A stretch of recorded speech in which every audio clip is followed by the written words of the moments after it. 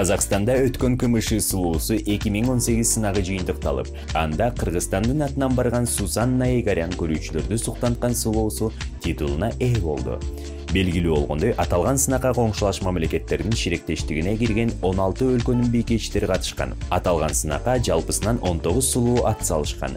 Финалда Украинадан келген Татьяна Акуленко жеңүүчү деп табылып, таажы тагынган. Эске салсак, КМШ сулуусу конкурсу 1996 жылдан бери өткөрүлүп келет. Ал эми Казакстанда ушул жылдын 17 июлунан 27 июлуна чейин алгачкы ирет өттү.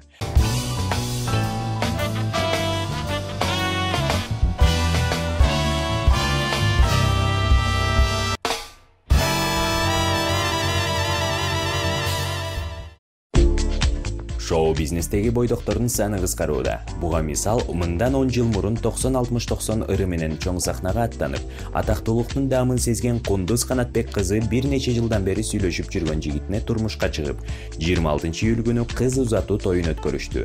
Бул тууралуу Ырчы Айым Instagram баракчасына билдирген. Азыр мен үчүн биринчи орунда жакшы жубай, мээримдүү эне, мыкты кожойке болуу дейт ал. Сулуунун жүрөгүн багынткан мырза ким экенин азырынча белгисиз. Барган жеринен бак айтсын деп Ырчы Айымга ийгиликтерди каалайлык.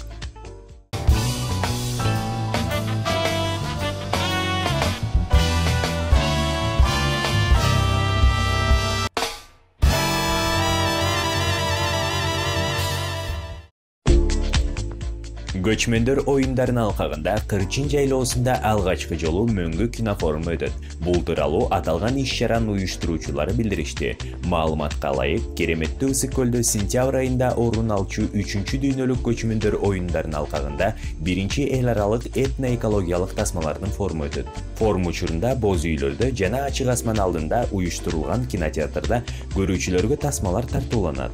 Дирекциянын билдиришине ылайык, форумдун негизги максаты айлана чөйрөнү коргоо жана жаратылыш ресурстарына аяр мамиле кылуу болуп саналат. Иш-чара 3-6 сентябрь күндөрү өтөт. Уюштуруучулардын айтымында тасмаларды акысыз көрүүгө болот.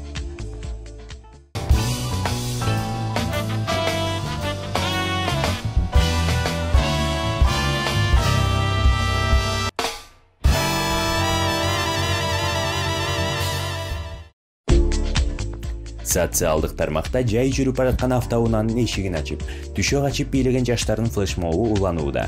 Муну Чакалайдын чак түшүндө жолдун ортосунда эле жасашууда. Тиешелүү тараптан мындай жорук адам өмүрүнө коркунуч жаратарын эскертип, флешмобдон баш тартууга чакырды.